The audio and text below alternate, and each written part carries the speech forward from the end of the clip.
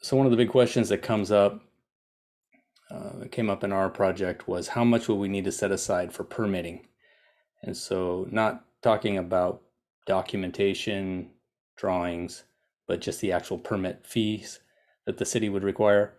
And so I thought this video might be helpful because it shares what our actual costs were, which were significantly different than what we had calculated. So first thing I'll do is just share my screen with you. Just give you a little idea of our project. So basically this is our existing main house. This will be the new garage, and the back will have our ADU. So you can see this dotted line here. This was a 264 square foot garage. Basically comes straight off the line of the house here. I think 11 feet, 12 feet. But it's basically ridden with termites, and it's to call it a garage is a stretch. So really it's a covered carport, enclosed carport. But basically we're tearing that down, and then we're adding this new, originally it was 760 square feet.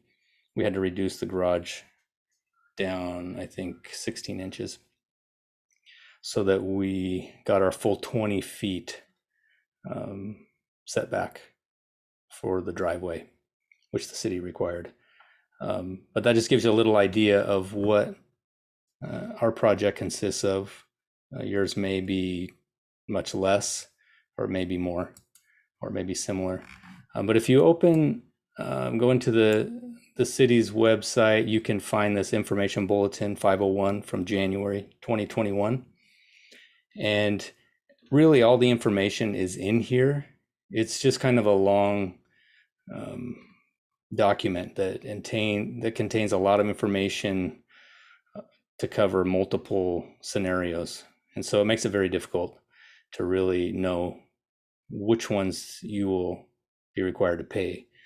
However, I would draw your attention to this: when fees are paid. So don't think that you will just be hit at the very end of the process with a permit. Say, for example, if you were to go pull a permit for a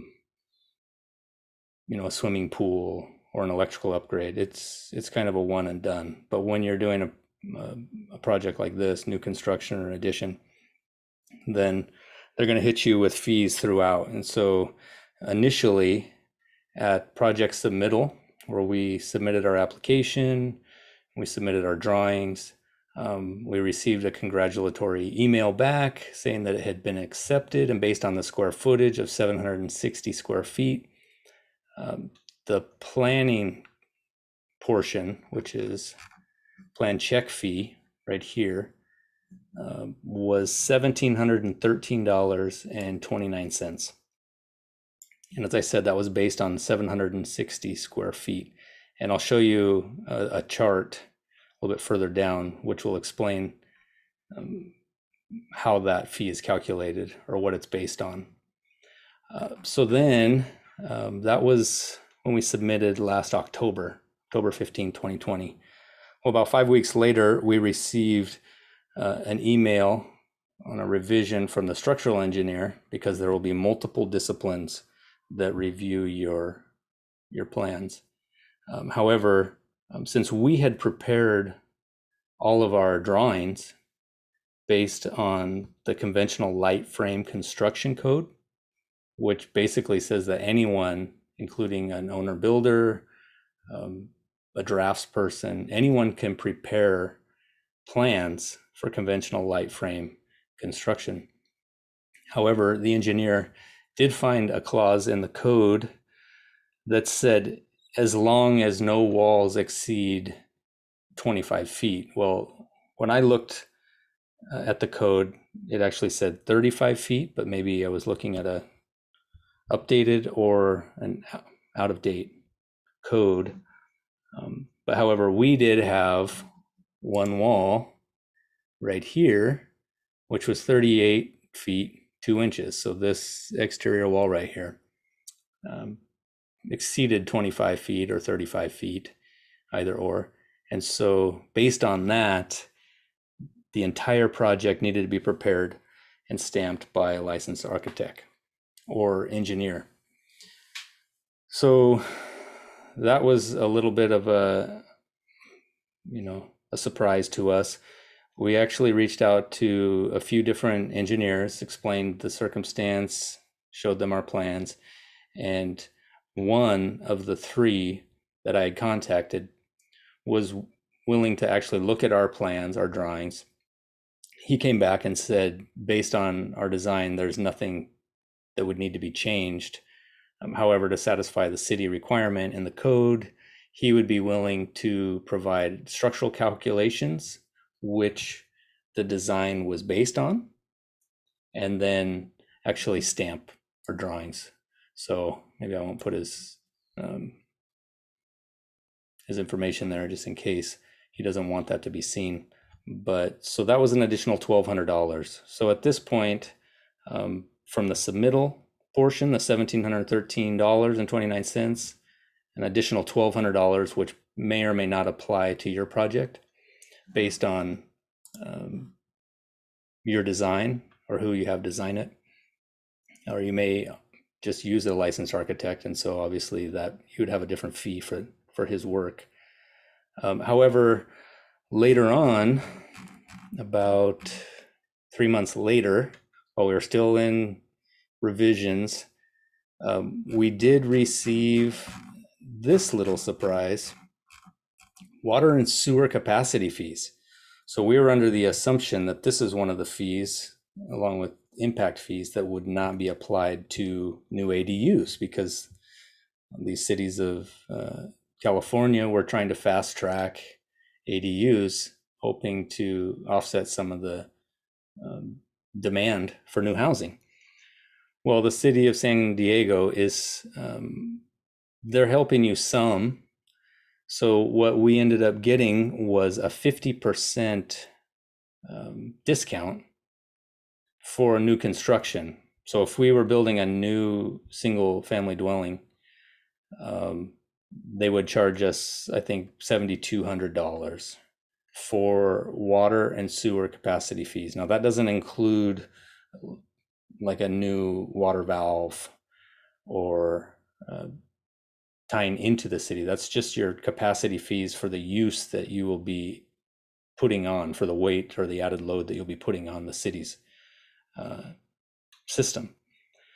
So for the ADU, it was 50% of that, so $3,585.50. However, there was a code section mentioned in the invoice, 66020A, which says that the applicant has the right to protest within 90 days. But the little bit of investigation I did find that the people who had contested it didn't win. So we just went ahead and paid that. So up until this point, the $1,700 plan check fee, the $1,200 structural engineer cost, and the water and sewer capacity fee of 50% of new construction, we're at $6,498. So finally, upon final review, we got through all of our revisions, through all of the disciplines. Then we're submitted a new invoice that says, congratulations, everything has been approved. However, you need to pay issuance fees, so the way the city breaks it down is you have the plan check fees, which they will label as P based on your square footage. And then they have issuance fees, which they will label as I. And I think that includes the inspection. You're going to have several inspectors on the property throughout construction. So there's a cost for that the city applies. And so our issuance fees were an additional $4,223.05 based on It's not 760 because we lost a little bit of square footage from the garage. However, another little surprise, during the plan check, they found this little difference from their records and our records. So we actually updated this before. It didn't say 335 square feet of unpermitted interior space. It just showed the entire existing dwelling. But the previous owner had added this bit of construction unpermitted. And so basically you had the carport, you had the main house, and then you had a covered patio. So he basically filled in these walls, and now this is the living room, the main entrance of the house. So someone in the planning division recognized that, asked us about it. We explained the situation. They said, no problem. However, we are going to add that square footage to this permit. So that kind of tweaked all of our numbers a little bit. The 4223 included this additional square footage. It also included that into the plan check fee as well. And then it includes, in our case, based on the square footage, $1,000 recycling deposit. So construction, demolition, debris recycling deposit. And basically the city is incentivizing you as a builder, a owner builder, or even as a general contractor, to take ownership of not just taking everything to the landfill and disposing of it, which is obviously the easiest and fastest way, may even be less expensive depending on what you're disposing. But so they charge you this deposit, and then throughout the construction, you save your receipts. So if you demo concrete, you could take that to a certain facility with clean concrete. They will weigh you, and they will provide you with a document with your project address. And at the end of the project, I think you have 90 days or 180 days that you can submit those documents. They're reviewed. As long as you met a certain percentage, so they're not expecting 100% of your debris, but a certain percentage, which I think it's still fairly high, 80%. You can read the bulletin on this as well, because it did change. But basically then you get your $1,000 back, or whatever your deposit is. So the issuance fee, the $4,223, it did include that deposit, which we may or may not get back at the end. Now, one other little surprise, I guess we just assumed that along with impact fees, the school fees would be waived, since so many cities are talking about fast tracking ADUs and helping out with the fees. So we assume the school fee would not be included. However, we were hit with a $4.08 per square foot.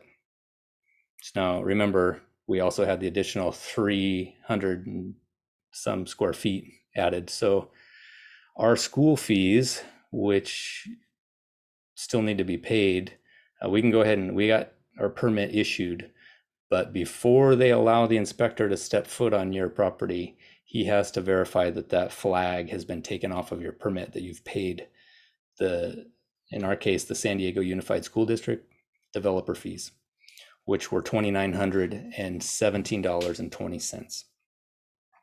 So now we're not in the coastal zone, so we didn't have any fees from that. If you are, well, you probably are going to about double your project costs, and the amount of time as well will probably about double. So just a little idea of how long it took us. We submitted on October 15th, 2020. And obviously this was during COVID and also near the end of the year with holidays and things like that. We had 2 full revisions where we resubmitted after we would receive revisions back from the city disciplines, and we received approval on June 5th, 2020. So just to give you a little idea of the amount of time that the planning might take. Now, obviously, if you don't have any revisions, then that will eliminate a lot of your time. But I think if you're doing this yourself, or I think it's very common for even people who, plan checkers or runners, people who do submit plans for professionally, they have revisions. So you're probably not going to completely avoid it. And so I thought this information could be helpful, as it may or may not apply entirely to your project, but it gives you a little idea. The fees ended up being, let me just give you a total, $13,639.04. So, which was actually almost exactly double what we had set aside for the permitting. But in the end, you don't know until you know. And so that's where we're at. However, we did get these, everything has been paid. And so we're moving ahead with construction, but that gives you a little bit of an idea of what you could expect for your project in the city of San Diego. If you have any questions that I didn't answer, or that you might like to ask, feel free to put them in the comments and I can respond back to you shortly. Thanks.